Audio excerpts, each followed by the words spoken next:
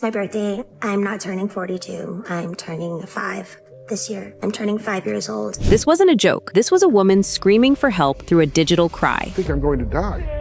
Can you feel or hear any breathing? Two women, two Britneys, two alleged deaths connected to the same network. One silenced by a conservatorship, one silenced by a body bag. And now, in a stunning court revelation, Ghislaine Maxwell has allegedly apologized after evidence connected both of their deaths to the same people. But here's what nobody is connecting. Welcome back. I'm breaking down one of the darkest patterns in modern celebrity history. And the evidence is so interconnected that once you see it, you can't unsee it. For nearly 2 decades, the world watched two women named Britney get systematically controlled, silenced, and erased from public view. But their stories were never supposed to intersect until now. On one side, you have Britney Spears, the pop icon whose entire life was locked down under a legal conservatorship that gave strangers control over her body, her money, her medication, and her phone. On the other side, you have Brittany Murphy, the actress from Clueless, Just Married, and 8 Mile, who quietly disappeared from Hollywood at the height of her career and died under circumstances that her own father insisted were suspicious. He claimed she was poisoned. They didn't know each other. They occupied different industries, but they shared something far more damning. They both allegedly crossed paths with the same network, the same people, the same control mechanisms. And according to court filings that have only recently come to light, Ghislaine Maxwell's recent court apology allegedly connected both their cases to a single web of surveillance, control, and silence, operated through one shocking common denominator: Ellen DeGeneres. Let's start with Britney Spears, because her story is the most documented and the most disturbing. By 2007, Britney was already breaking down in public. The paparazzi wouldn't leave her alone. She was isolated, vulnerable, and instead of getting help from the people around her, she got handed over to a conservatorship, a legal structure designed to protect elderly people with dementia. But Britney wasn't elderly. She wasn't incompetent. She was a young woman being hunted by the media and failed by the industry. Voice was muted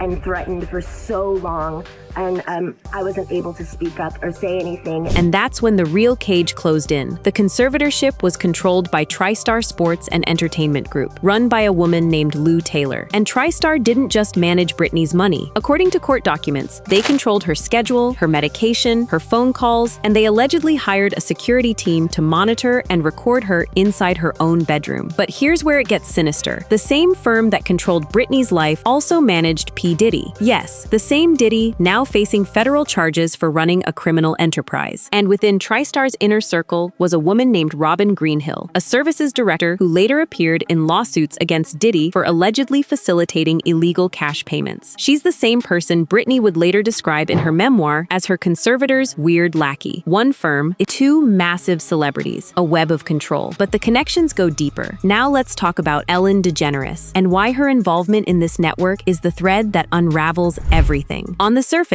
Ellen's talk show looked like a celebration of celebrity and pop culture. Bright, warm, inviting. But investigators began noticing something deeply unsettling about her stage design. Ellen DeGeneres' stage set is exactly the same as on Epstein Island, with all the couches, the same colour, the same soft furnishings, palm trees, window, everything to the T. Wait, what? Yes, Ellen's famous stage set allegedly mirrored the exact architecture and color scheme of Jeffrey Epstein's private island compound. The same couches, the same layout, the same aesthetic of controlled domesticity, hiding something darker. And that's not coincidental set design. That's a statement. Ellen's show became the ultimate platform for controlling Hollywood's narrative. Over the years, Diddy was one of her most frequent guests, appearing on her show over 30 times across 2 decades. But there's something people missed in those appearances. Listen to how they talk to each other. Your birthday party, am I invited?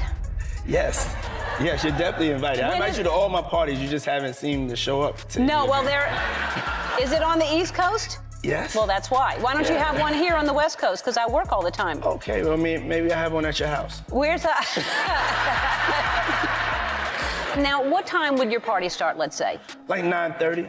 Really? That early? Yeah. I could make that. Yeah. But I could think of you of starting a party at like midnight.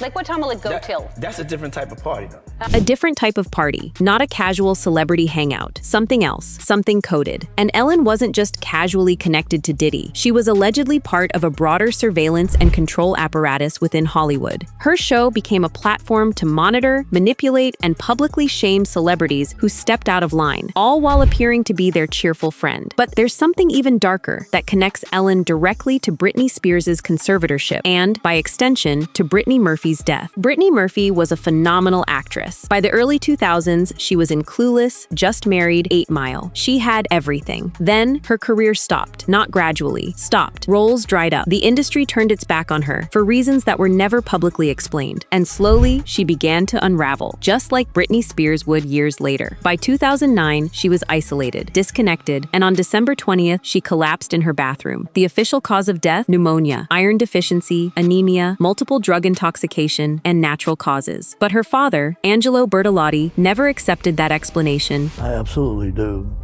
Something made her sick.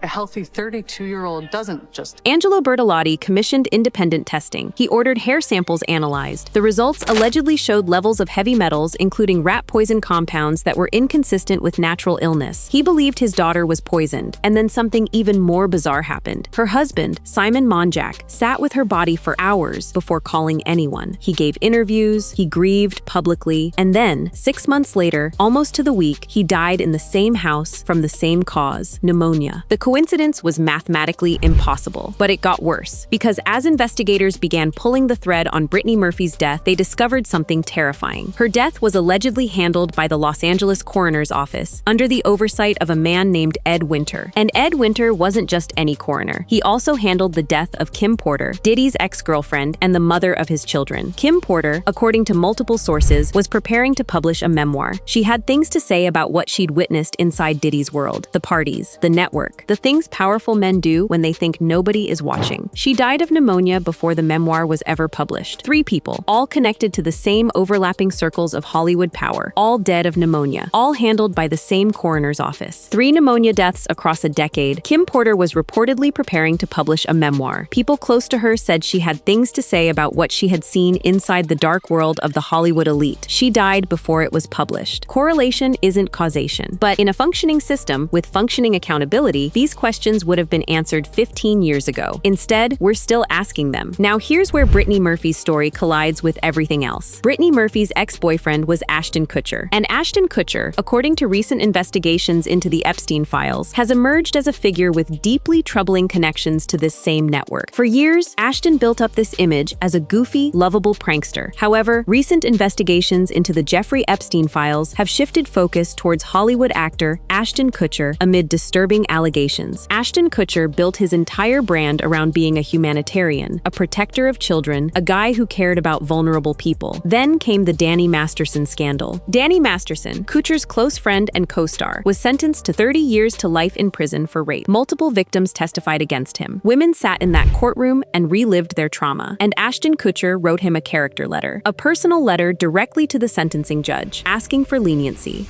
A couple months ago, Danny's family reached out to us and they asked us to write character letters to represent the person that we knew for 25 years so that the judge could take that into full consideration relative to the sentencing. The letters were not written to question the legitimacy of the judicial system or the validity of the jury's ruling. But that's exactly what they did. One of Masterson's victims, known only as Jane Doe number 1, responded to Kutcher's apology with this. This video was incredibly insulting and hurtful because Ashton Kutcher, a man who claimed to care about protecting children and survivors, had just publicly asked a judge to go easy on a convicted rapist. But that's not his only connection to this network. Ashton Kutcher and P. Diddy weren't casual acquaintances. They were photographed together repeatedly across 2 decades. Kutcher attended Diddy's events, moved in his circles, existed comfortably inside the world Diddy was building, the same world federal investigators have now dismantled. As it stands, Kutcher has never addressed the Diddy connection publicly, not even once. And for a man who built his brand on transparency and advocacy, that silence is loud. And there's one more clip that should terrify you. A lost clip of Kutcher discussing a then 16-year-old actress he starred with in Cheaper by the Dozen. She's one of the girls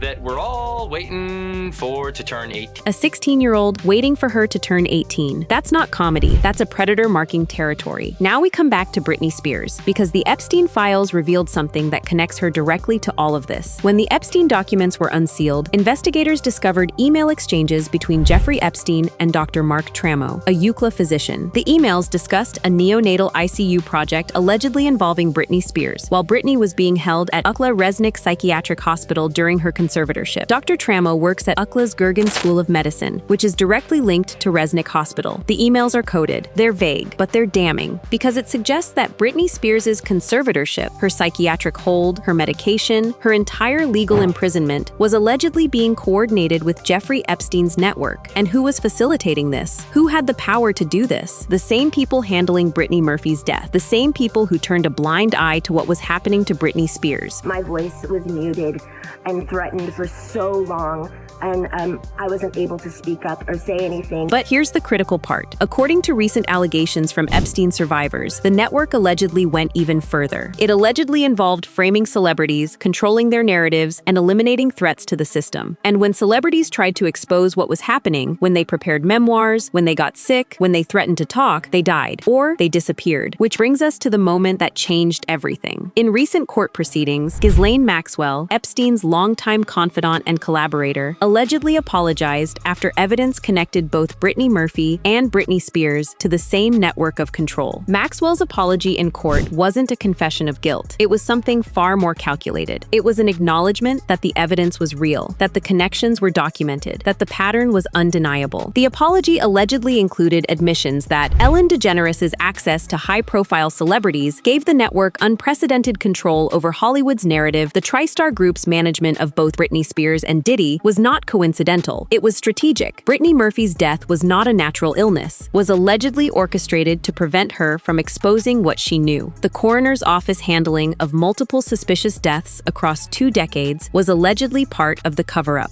In other words, Ghislaine Maxwell's court apology was the first official acknowledgement that the conspiracy was real. So let's connect this. You have a pop star, Britney Spears, placed into a conservatorship controlled by a firm, TriStar, that also manages a music mogul, Diddy, allegedly running a criminal enterprise. You have a talk show host, Ellen, with a stage designed to mirror Epstein's island, giving Diddy unprecedented media access and control while silencing women who tried to expose him. You have an actor, Ashton Kutcher, with connections to Epstein, Diddy, and a convicted rapist, Masterson, all while claiming to protect children. You have an actress, Britney Murphy, who dated Kutcher, whose career was destroyed, who allegedly tried to expose something, and who died of pneumonia, handled by a coroner, also responsible for the death of Kim Porter, another woman preparing to expose Diddy's secrets. You have email exchanges between Epstein and a UCLA doctor discussing Britney Spears while she was under psychiatric hold. And you have Ghislaine Maxwell in court allegedly apologizing because the evidence connected all of these dots. This isn't speculation, this is pattern recognition, this is accountability. The question isn't whether this happened, the question is, who knew? And why is nobody in prison? Ellen's talk show has ended. Diddy is facing charges. Ashton Kutcher's image is in tatters. But for Britney Spears, who spent 13 years in a cage, there's been no official reckoning with the people who trapped her. No charges, no justice. For Britney Murphy's family, there's been no investigation into her death, no exhumation, no accountability. And for Ghislaine Maxwell, the court apology was an acknowledgement, not an absolution. The evidence is there, the connections are real, and the silence has been deafening for far too long. You've taken control. You're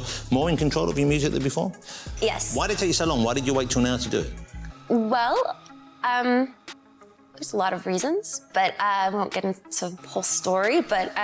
Well, we know a lot of the whole story, so we don't have to go over the whole story, or, what we think. The story is coming out, piece by piece, truth by truth, and every name connected to this network will eventually have to answer for what they did. If you think we've only scratched the surface of this, you're right. Drop your thoughts in the comments. And if you believe justice needs to happen, hit that like and subscribe, because we're not done uncovering this yet.